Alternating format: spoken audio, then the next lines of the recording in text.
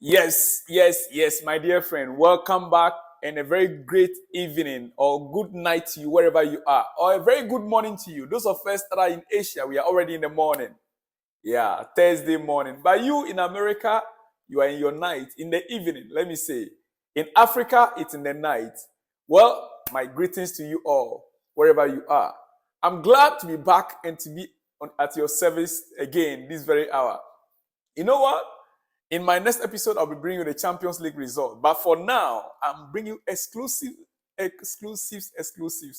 we're going to start with Chelsea quickly and straight away.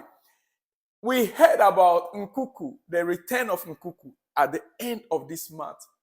At the end of this month, just after the international break. Look, we are going for the international break after Man City game. All right? After Man City game, we are going for the international break. And Nkuku is coming back. Let me hear from you. You Chelsea fan. You the one that has been watching me every time. Let me know from you. Who do you think Nkuku is coming to replace in the lineup? Is he going to replace Cole Palmer, Raheem Sterling, Modric? Is it Gallagher or Nicholas Jackson? Who do you think in that front four? Nicholas Jackson, Cole Palmer, Modric. Nicholas Jackson, Cole Palmer, Modric, Sterling. These four. Which of these four do you think Nkuku is coming to replace? Let me hear from you in that comment section. Gallagher, Cole Palmer, Nicholas Jackson, Modric, and Sterling. Yeah, it's five. 5 players there, right? Yes, it's 5. Already, when Sterling is playing, Modric is not playing, right? So if you add all together, plus Jackson heading the attack, making it 5. Who do you think among these 5 is Nkuku coming to replace in that front 3 in our starting 11? In our starting 11, that front 3 before the main striker, making it 4, right? So our front 4, who do you think Nkuku will replace in the lineup? And if you want to add maybe Modric or Sterling, just all together is 5 there.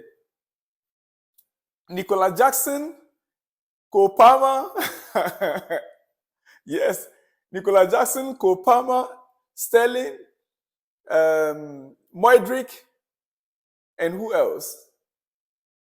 Nicholas Jackson, Cole Palmer, Sterling, Modric, and Jackson. Who do you think Nkuku will replace in that starting 11? He is coming back in less than 3 weeks, just after our international break. Just after our international break. Yes, he is coming. So who do you think is going to be replacing there? And hey, if Nkuku returns to group training during the international break, then he is likely to play as a substitute against Brighton and Manchester United on the 3rd and on the 6th of December, respectively. Yeah, his first start could come against Everton, but their physical nature may force Pochettino to delay it a match further to December 18 when we face Sheffield United. That is from Blue Footy. According to him, that is his opinion. It's not official report. It's not official report. But I'm looking at either 3rd and 6th, Nkuku should be part of the team. Who do you think Nkuku will replace in that starting 11? Let me hear from you in the comment section there. Yeah, let's begin to talk about it because the build up to the game, the build up to Nkuku return. Yeah, it's very important for us. So who do you think he will replace in the starting 11? Let me hear from you, Chelsea fans, in that comment section. And hey, subscribe to the channel if you have not yet subscribed. Like the video and share the video, right? Like the video and share the video. Okay, we go to other matters. We go to other matters. And yeah. Paul Winstanley is facing questions from Chelsea owners following Emma Hayes' announcement that she is leaving Chelsea. Paul Winstanley, yes, he is the director of recruitment, and he's facing questions from Chelsea owners following Emma Hayes' announcement that she is leaving the club. Currently, as we speak, the American officials are already in London negotiating with him that she will take over the American women national team.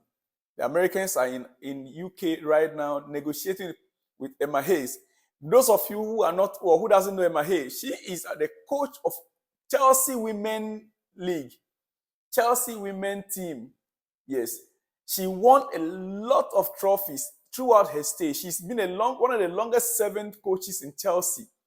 She won a lot. She won the Women Champions League. She won trophies with Chelsea for years. For years. And so nobody even envisaged that she would be leaving at this time. But she served the club faithfully.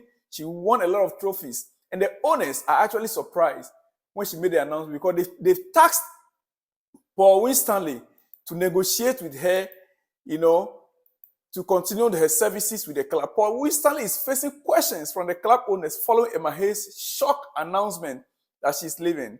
Winstanley had been tasked with agreeing a new contract with Hayes at the start of the season. But that was not successful. And so right now, he's facing a lot of questions from the owners. Paul Winstanley is facing a lot of questions from the owners.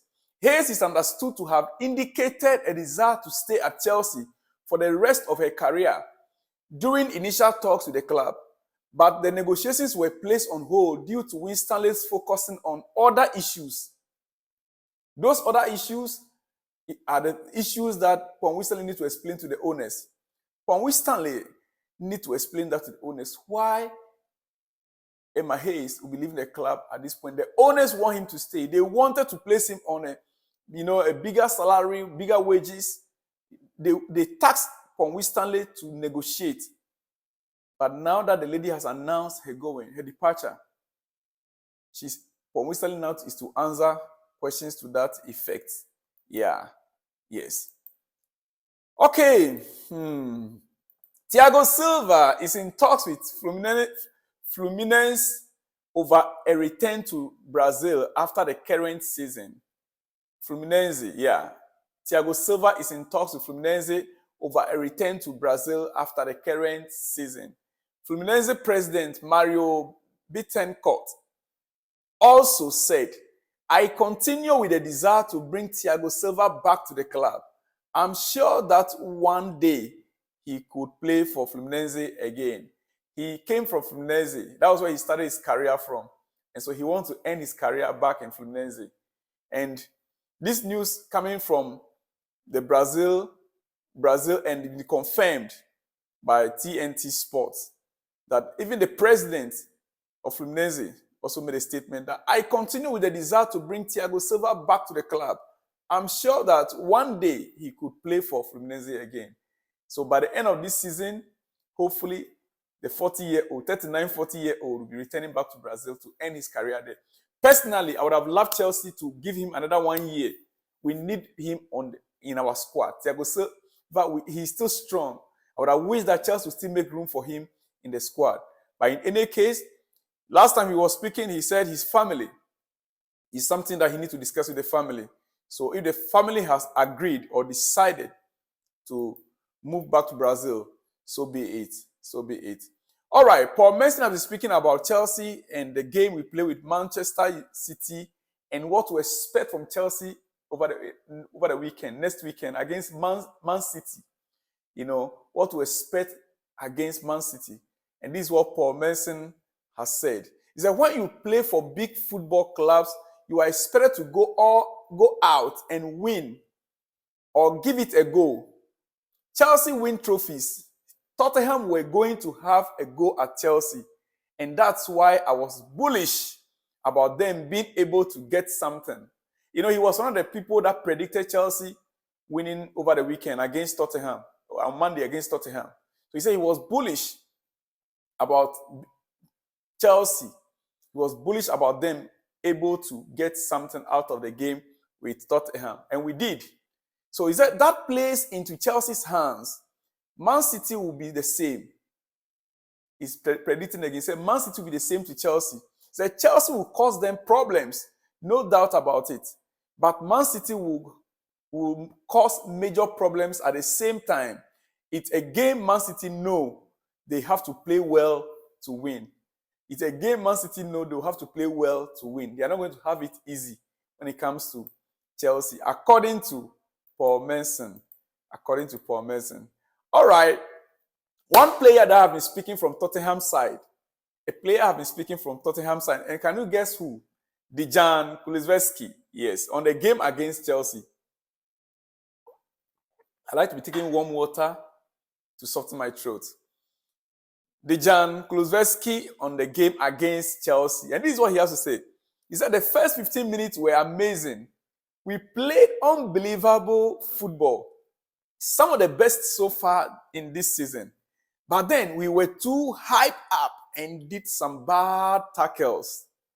In the end, we paid for it. Was it poor discipline that cost the team? Yes, a little bit. Yes, a little bit. We want to win a lot, and here with the fans, they help us up. Sometimes we tackle a little bit too hard, too strong, and we pay for that. But it's good. We have to learn, and we will learn, according to Dejan Kulusevski on the game against Chelsea. The game against Chelsea. All right? Before I let you go, I want to give you one news from Real Madrid, or two. One news or two from Real Madrid before I let you go. All right. In 2009, Real Madrid paid Manchester United £80 million for a 24-year-old Cristiano Ronaldo. Back in 2009, £80 million. You get that? Far back in 2009, Real Madrid paid Manchester United £80 million for Cristiano Ronaldo. Where are the haters of Cristiano Ronaldo? Come and hear this. How much would that player cost in today's market? Tell me. How much do you think Cristiano Ronaldo in 2009 will cost in today's market? As you can see him there, Cristiano at that age, younger, 24-year-old. Then, yeah, as you can see him there. All right. Breaking news. Real Madrid have decided not to sign Kylian Mbappe next summer. It's over. Sources at Curacao. This news is a breaking news, but I believe by tomorrow or by later today, there will be confirmation of it. Actually, I got a confirmation from another source.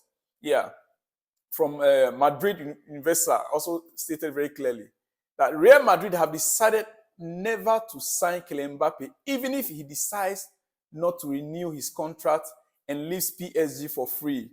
The reasons include his salary demands, age, because Real Madrid's last signings have been young players, and his renewal 2 years ago.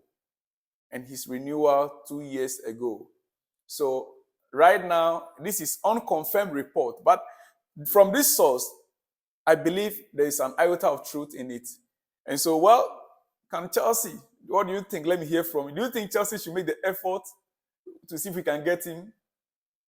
Or we should go in for our main target, Victor Osimhen? Let me hear from you in the comment section. Dear friend, let me leave you here. I shall be back with more, including Champions League reports. So I'll see you when you see me in the next episode. Shalom and peace.